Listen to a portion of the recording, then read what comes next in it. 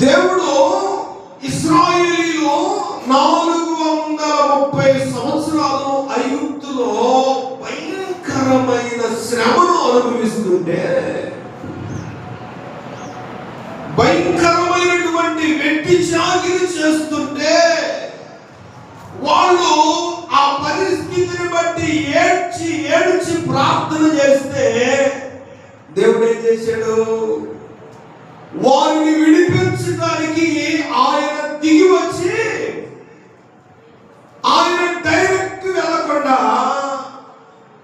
ఒక నాయకుడిని పంపించాడు. సిద్ధపరిచి నాయకుడిని పంపించాడు. ఇదిగో నేనే పంపించాను,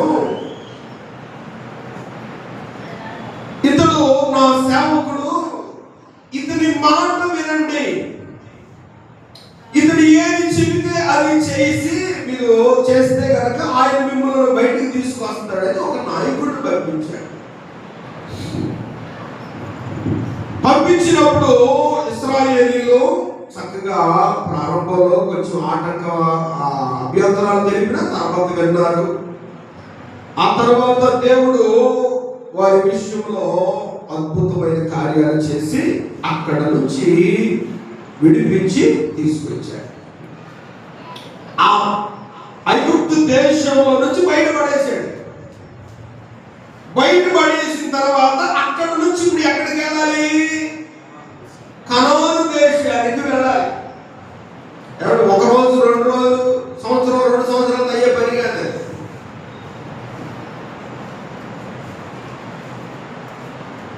ఇప్పుడు ఐగుప్తులో నుంచి బయటికి వచ్చిన తర్వాత ఇక ఆ కనాను దేశానికి ప్రయాణం సాగిస్తూ ఉన్నారు. ఏమంటే వారు దేని గురించి అయితే ఏడ్చారో, అక్కడ ఐగుప్తులో ఉన్నప్పుడు వారి పరిస్థితులు ఎలా ఉన్నాయి మనం ఊహించుకోవచ్చు. ఏమంటే రెస్ట్ అనేది లేదు. పూర్తిగా నైట్ నిద్రపోవడానికి 8 గంటలు నిద్రపోవడానికి లేదు. సరైన వస్త్రాలు కట్టుకోవటానికి లేదు. కూసేపు సరదాగా కొత్త బట్టలు ధరించి చెంపకెళ్ళి కబుర్లు చెప్పుకోవటానికి లేదు. ఎవరితో మాట్లాడటానికి లేదు. ఒక అరగంట గంట ఫ్యామిలీతో కూర్చుంటానికి కబుర్లు చెప్పుకోవటానికి లేదు. ఏంటి అంటే పని పని పని, వెట్టి చాకిరీ చేపిస్తూ ఉన్నారు. బానిసలు. మరి అంత భయంకరమైన స్థితి నుంచి దేవుడు వారిని ఆ బానిసత్వం నుంచి విడిపించి బయటకు తీసుకొచ్చినాక, ఆ విడిపించబడటానికి కారకుడైనటువంటి మోషేకి వాడు ఎంత లోబడి ఉండాలంటే, ఎంత ఆప్యాయత, ఎంత ప్రేమ చూపించవలసిన వారై ఉండాలి, ఎంత ఆయన్ని ఘనపరచవలసిన వారై ఉండాలి, ఎంత ఆయన మాటకు లోబడి నడవవలసిన వారై ఉండాలి కదా. కానీ ఏం చేస్తున్నారంట? ఆ ప్రాంత కాదేశు బర్నేయ, అక్కడేమో మర్చిపోయింది సీను అరణ్యం. కాదేశుకి వచ్చిన తర్వాత మిరియం గారు చనిపోయింది. ఆమెను ప్రార్థన పెట్టి ముందుకు సాగారు. ఆ మెరీబో జలము అనే ప్రాంతానికి వచ్చారు. అప్పుడు తర్వాత పెట్టారు నీళ్ళు వచ్చినాక. నీళ్ళు లేవు అక్కడ. నీళ్లు లేకపోతే ఏం చేస్తున్నారు? నిజంగా వాళ్ళు మారు మనసు పొందిన వాళ్ళు అయితే ఏం చేయాలి? ఆయన దగ్గరికి వెళ్ళయ్యా, మరి ఏం చేద్దాం, నీళ్ళు లేవు అని సమాధానంగా మాట్లాడాలి. ఎవరు గోతులా దూదామా, బాగులా దూదామా అని స్నేహపూర్వకంగా ప్రేమపూర్వకంగా ఉండాలిగా. అరే వారికి అడ్డు నిలబడి అన్ని చేసి వారిని నాయకుడిగా నడిపించిన ఆయనతో ఏమంటారన్నాడు? వాదనకు దిగుతున్నారంట, గొడవకు దిగుతున్నారు. మమ్మల్ని ఎందుకు తీసుకొచ్చారు ఇక్కడికి? ఏమంటే మమ్మల్ని ఎందుకు తీసుకొచ్చిన వీడికి? ఇప్పుడు నీళ్ళు లేవు ఏంటి? ఇప్పుడు నీళ్ళు లేవు మనం తాగడానికి. మమ్మల్ని చంపడానికి తీసుకొచ్చావా? ఏమంటే చంపడానికి తీసుకొచ్చాడా? అసలు ఇలా మనస్తత్వం చూస్తే ఎప్పుడెప్పుడు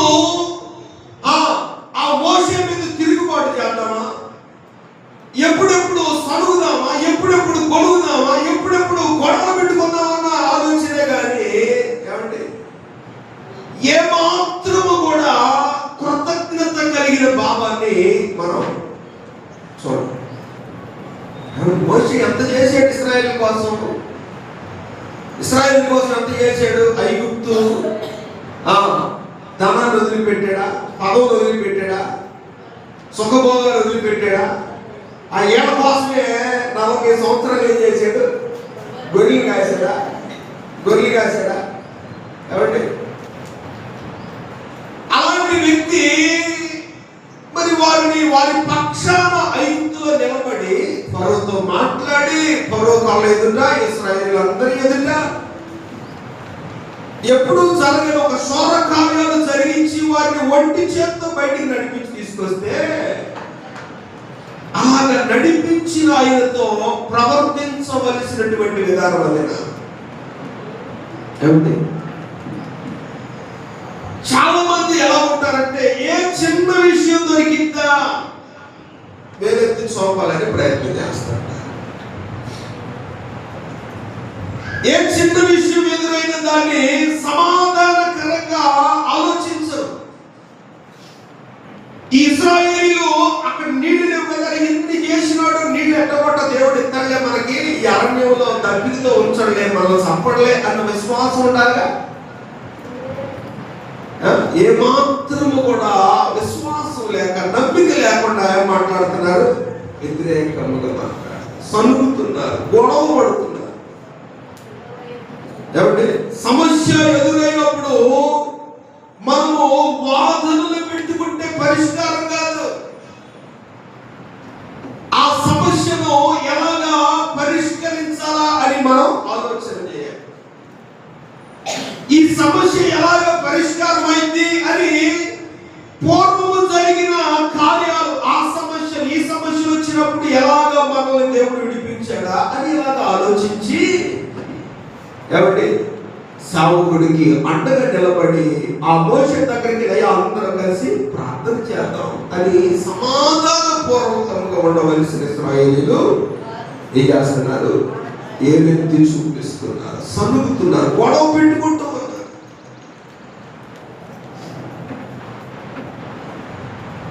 సనుగుతూ ఉన్నారు, గొడవ పడుతూ ఉన్నారంటే నీళ్ళు లేవని మమ్మల్ని చంపడానికి ఇక్కడ తీసుకొచ్చే వారి ఇష్టానుసారంగా మాట్లాడారు.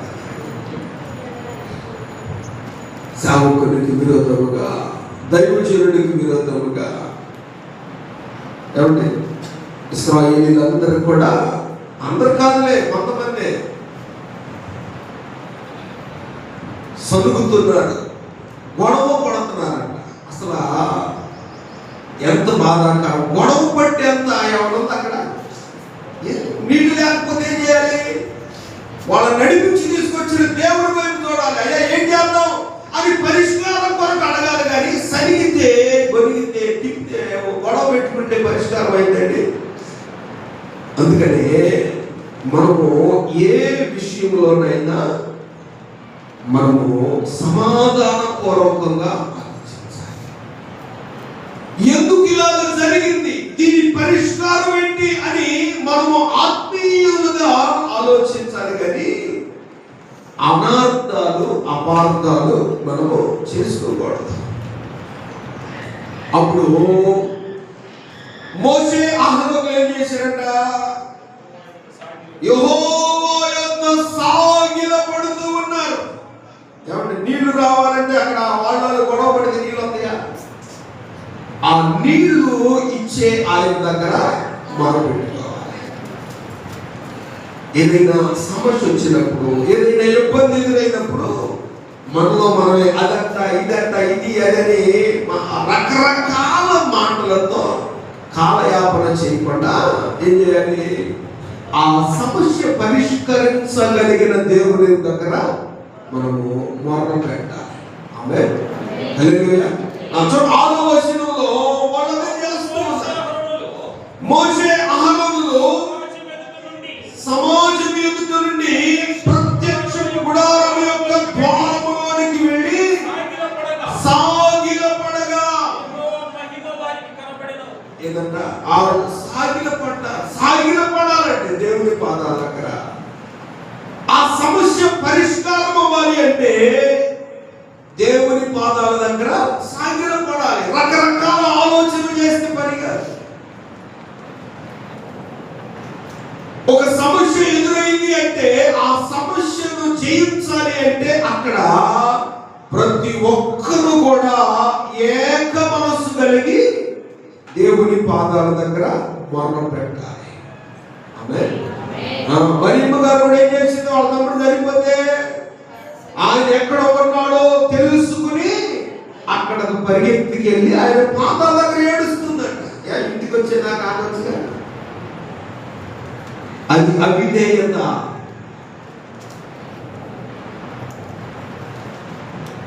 ఏదైనా సమస్య ఎదురైనప్పుడు, ఏదైనా ఇబ్బంది ఎదురైనప్పుడు